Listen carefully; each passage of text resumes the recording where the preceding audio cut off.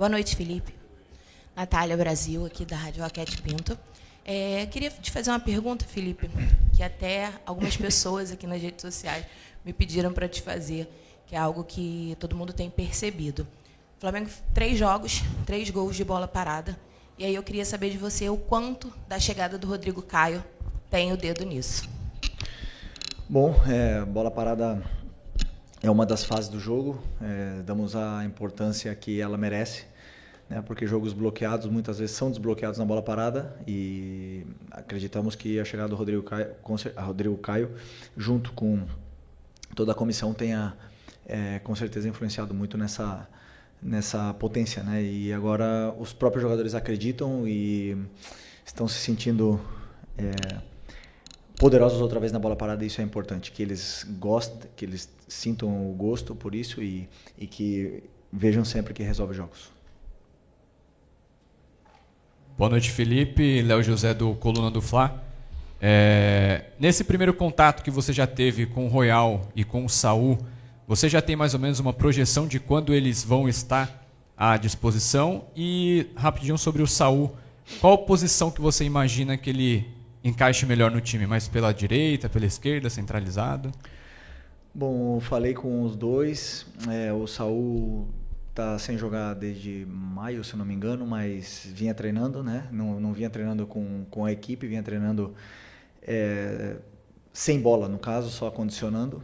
Então ele está condicionado, mas ainda precisa de mais tempo, mais treinos, e o Emerson vinha fazendo a pré-temporada junto com a equipe, né? Então pode ser que a gente possa contar com ele aí um pouco antes, mas eu acredito que sejam os dois rápido, porque estão muito, muito em forma, são jovens e têm essa memória muscular que é importante.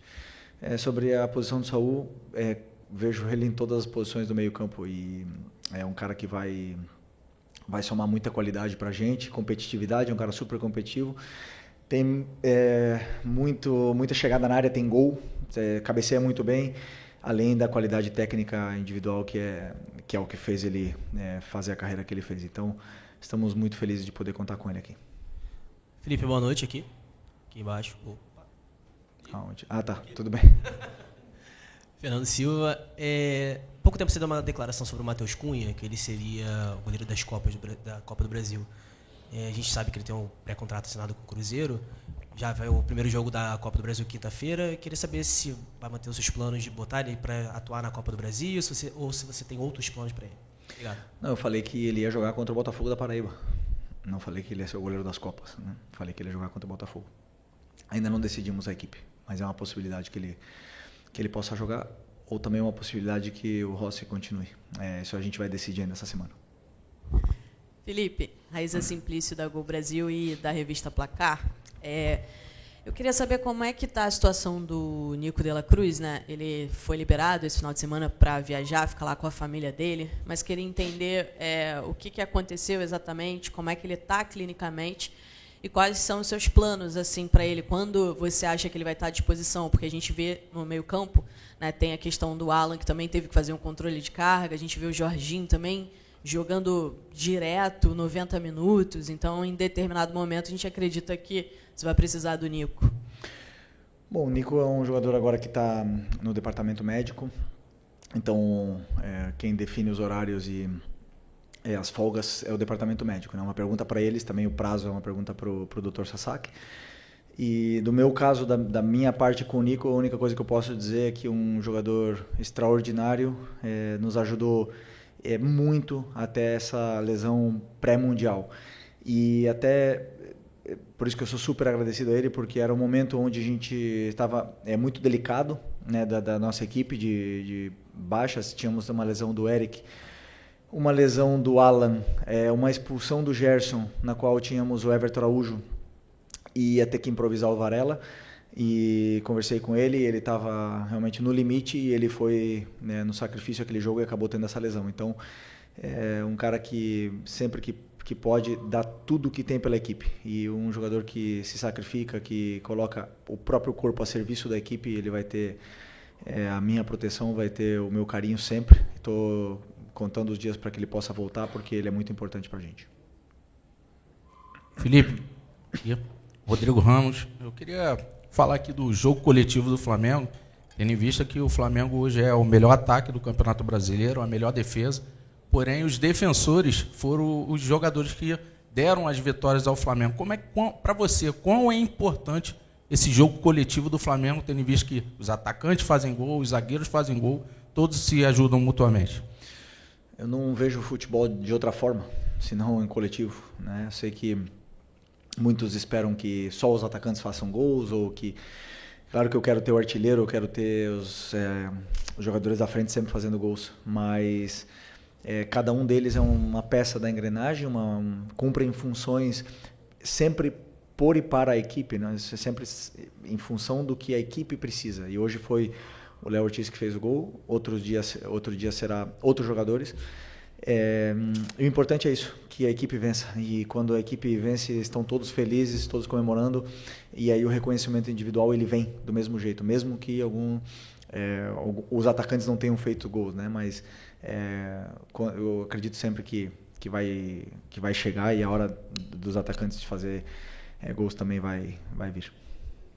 Boa noite, Felipe. Bruna Medeiros, do Disflá. Foi citado aqui já os gols de bola parada, né? E dos últimos 4 gols do Flamengo, 3 foram de bola parada. O Flamengo está tendo um pouco mais de dificuldade de criar com a bola no chão, apesar da posse de bola grande. Você vê isso também, e como solucionar essa questão? Obrigado. Bom, como eu falei na outra pergunta, a bola parada ela é uma fase do jogo, né? Então é uma forma de criar. Se você tem 8 escanteios, você tem 8 cruzamentos na área de forma perigosa, com jogadores importantes e determinantes na parte da fase da bola parada. Então, é uma das fases, né? Claro que os últimos adversários aí, tirando o Santos, o Bragantino também, mas são adversários que tentaram se fechar um pouco, se fechar mais. Hoje foi muito difícil, né? O jeito que o Atlético jogou. E isso, claro, os jogadores sabem que são 90 minutos, que temos que ter paciência, temos que defender bem, e no final das contas o gol pode chegar de várias formas, e chegou, e o importante é a vitória. Claro que temos muito a evoluir, melhorar na criação, mas como eu falei, a bola parada tem uma importância muito grande. Não podemos achar que só porque foi de bola parada o time não cria, senão criou muito para gerar todos esses escanteios. Felipe, boa noite. Gabriel Reis, canal Parás Rubro Negro. Cara, eu não tenho como não falar disso. O Bruno Henrique estava muito chateado no campo, falando que o Ramon Abate-Abel chamou ele e o Hulk e falou: ou é pênalti e amarelo, ou é falta, vermelho, ele vai no VAR, volta, dá um amarelo. Vimos todos vocês muito chateados. Sei que você não gosta de falar de arbitragem, mas é uma situação que mexia diretamente com liderança de campeonato, um momento que você está com vários jogadores lesionados e que sabem, né, tem a necessidade de tentar abrir, e o Flamengo conseguiu abrir, né? Mas eu queria a sua opinião sobre o que aconteceu, e principalmente pelo caso do Bruno Henrique, que, vivendo a situação que está vivendo, acabou se expondo, né, e criticando, né, a arbitragem, criticando o posicionamento do Ramon Abate-Abel. Melhor não falar. Eu gosto muito do Ramon, é catarinense, e prefiro continuar na minha linha de não falar da arbitragem, porque melhor assim. Vamos deixar assim. Desculpa.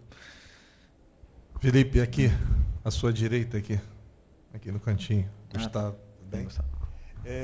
Ô Felipe, existe hoje um clamor do torcedor do Flamengo, hashtag no Twitter, pela volta do Paquetá. Com os reforços que o Flamengo já conseguiu fazer até aqui, o Paquetá teria espaço no teu time ainda? Primeiro que ele não é um jogador nosso, né? Então é de um clube da Premier League, um dos melhores aí, clubes da Europa. Temos que respeitá-lo, né? Mas o Paquetá tem uma história muito grande aqui, tem um carinho do torcedor, e não tem nenhuma dúvida que o Paquetá tem lugar em qualquer time do mundo. Sempre se acha um lugar para jogadores com essa qualidade. Felipe, boa noite. Queria te perguntar sobre 2 situações do jogo, se alguma delas te surpreendeu. A primeira, não que o Atlético fizesse encaixe individual, que isso já é habitual, mas a forma como esses encaixes foram divididos, assim, que o Fausto Vera fosse quem encaixasse no Plata, que o Coelho saísse da esquerda e fosse dentro junto com o Hulk e Rony para fazer tipo um 3 contra 4 na saída do Flamengo de zagueiros e volantes, se isso foi um fator que de alguma maneira dificultou um pouco o jogo a progredir, e o segundo, que esses encaixes individuais se mantivessem mesmo quando o Atlético defendia muito baixo, muito perto da área dele. Quanto foi difícil entrar numa defesa com esse tipo de perseguição o tempo todo? Para o treinador sempre é diferente, né? Dar soluções quando existem essas perseguições, esses encaixes individuais. Tínhamos um plano, os jogadores que encaixavam, como você falou, mudou, mas não significava nada, porque contávamos que os nossos jogadores de ataque estariam com esses encaixes. Portanto, o que sim aconteceu, que nosso time foi mais vertical do que gostaríamos, não estava tão fino com a bola, e principalmente no começo do jogo, em algumas passagens dos nossos laterais e alguns passes verticais que não era o indicado naquele momento, principalmente com essa defesa homem a homem, lá atrás, né? Então geraram contra-ataques. Então nesse momento também optei por não subir tanto com os laterais, porque eles estavam aproveitando muito as subidas dos nossos laterais, e o contra-ataque deles com o Rony, Coelho e Hulk, claro que é letal. Então optamos por isso, e as outras vantagens que sabíamos que poderíamos ter não foi aproveitada. Talvez gerou um pouco de ansiedade nos nossos jogadores, mas é uma coisa que podemos corrigir, né? E principalmente o que podemos melhorar enquanto esses encaixes são os ataques do espaço, que com certeza teremos dias agora para poder treinar e preparar melhor. Fechou? Essa aí, né? Felipe, boa noite. Bruno Castanha, B2 Esporte. Eu ia perguntar exatamente isso, sobre a questão dos encaixes, né, perseguições longas que o Atlético fazia, né, durante o campo. Mas é que você acabou de falar sobre os laterais. Você deixou, né, a largura para os laterais, fazer ultrapassagem, até estava pedindo para aquela bola, né, diagonal para entrar, mas agora você falou que segurou, né, os laterais. Você botou os 2 meias por dentro também. Nesse jogo congestionado, realmente não faltou, de repente, um pouco de largura, né, com os 2 meias por dentro também, que é muito congestionado com essa marcação do Atlético muito baixa, com vários jogadores jogando baixo? Obrigado. Não, eu acredito que, por exemplo, com esse tipo de encaixe, se você levar até os laterais, acaba formando uma linha de 6, 7, então de repente não é tão positivo, né? No caso de, por exemplo, dar amplitude com pontas, deixaria meu atacante sozinho com 3 na frente. Então são escolhas que eu fui tomando durante o jogo, também não só pensando na fase ofensiva, senão na transição, que existia um contra-ataque perigoso, e o nosso time conseguiu gerar, em certos momentos, essas situações para levar o time até a área, mas como o teu companheiro bem falou, os encaixes eles existem até na área, né? Mas isso vai muito daí da individualidade do jogador, da imposição técnica que ele tenha sobre o adversário que esteja defendendo ele. E, como eu falei, talvez não tenha sido o nosso melhor dia tecnicamente, mas foi o meu plano enquanto a esse tipo de marcação. Outras equipes também fazem, optamos por planos diferentes, mas também tem que ver os jogadores que estão disponíveis sempre para poder montar com as características que a equipe precisa. Felipe, boa noite. Boa noite. Pensando agora no próximo jogo, os 4 confrontos que envolvem apenas os times da Série A nas oitavas da Copa do Brasil, eles têm uma coisa em comum, que são confrontos de times que disputaram o Mundial de Clubes contra times que descansaram, aproveitaram esse período aqui no Brasil para fazer uma espécie de pré-temporada. Você já tem enfrentado isso nessas últimas rodadas aí do Brasileiro, mas você acha que isso pode ser determinante? Quem pode levar a vantagem nisso? Um time que disputou o Mundial, continuou com o ritmo de jogo, vem com a moral levantada, ou um time que chega mais descansado? Você acha que isso pode fazer diferença?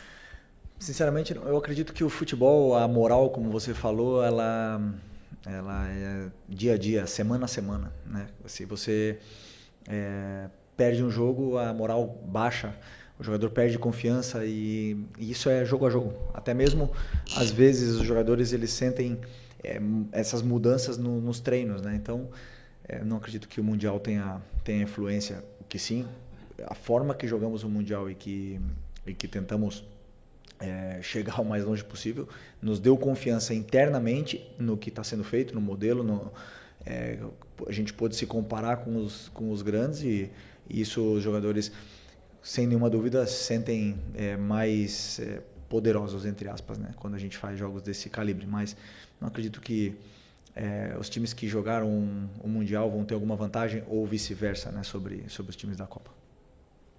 Oi, Felipe aqui, David Sharp, tudo bem? Parabéns pela vitória, pela liderança, pela retomada da liderança. Eu vou te perguntar sobre posse de bola, porque o Flamengo vem sempre tendo mais de 60% de posse de bola nos seus jogos.